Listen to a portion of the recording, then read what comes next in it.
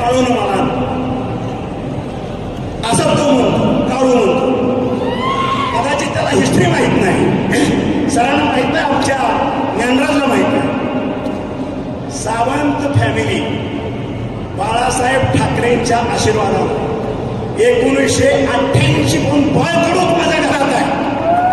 1988चा शिवसैनिक आहे तानाजी सावंत. 1988 सोलापूर जिल्हा असेल, पुणे जिल्ह्यातली शिवसेना ह्या तानाजी सावंत सांभाळली. त्या काळूला सांगा तू कालचा परवाचा आहे, तुझ्या शिवसेनेचा काही जमत नाही. ही वस्तुस्थिती आहे. आलं का लक्षात? तू काय सांगतो शिवसेनेत तुम्हाला आणलं आणि सगळ्या जिल्ह्याची वाट लागल्यानंतर राजकीय बाब 2019ला मला केलं. मी भारावून गेलो, राजकीय बाब झालो कोणाचं तरी म्हणून. सर झालं आणलं. आणि ज्यावेळेस चर्चा झाल्या, सत्तांतर झालं, पूर्वीचं मविळाचं सरकार आलं. या काळूबाळूनी या धाराशिव जिल्ह्यामध्ये त्या नगरच्या माकडाच्या हातात हात घालून उच्छाद मांडला करप्शनचा. हे सगळ्याला माहिती आहे.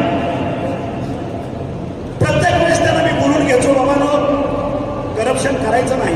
भ्रष्टाचार कशासाठी? तुम्हाला तुमच्या खिशातला चहा सुद्धा तुम्ही इलेक्शनला पिलेला नाही. तुम्ही कशासाठी हे करताय? त्यांची वाक्य त्यांच्या शब्दात सांगतो मार्गदर्शक साहेब, सत्ता कधी येते कधी जाते कळत नाही. आता चान्स आहे, मग आम्ही पैसे खायचं नाही तर काय शेण खायचं का? हे त्यांचे वाक्य ऐका. त्यांच्याच वाक्यातलं अंबाबाईला स्मरून बोलतोय तानाजी सावंत. एकही शब्द खोटा काना मात्रा सुद्धा बदलत नाही. पैसे खायचं नाही तर काय शेण खायचं नाही. अरे मला अधिकाऱ्यांना जर तुम्ही त्रास दिला, त्या अधिकारी जनतेच्याच खिशातले पैसे काढणार आहेत ना? ही कुठली पद्धत आहे?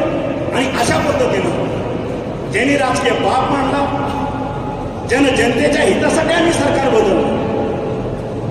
त्यांना वाटलं आता पुन्हा आपल्याला काहीतरी ऑपॉर्च्युनिटी मिळेल आणि म्हणून ते थांबले. आणि माझ्या माहितीप्रमाणे परवा फॉर्म भरायचा वगैरे काहीतरी काळा अजून कुणाला तरी एक राजकीय बाप परवाच्या फॉर्म भरताना एक माणूस, त्याचंही मी फोनवर अभिनंदन केलं त्या राजकीय बापाचं. म्हणलं हे बघ, मी 2019ला राजकीय बाप होतो, तुला आता मानलाय, मला माहिती आहे तू काय करणार नाही. तू शाब्दिक भाषण बसत द्यायला जाशील, अजिबात जायचं नाही, कारण हे फसवेल, हे ध्यानात ठेव.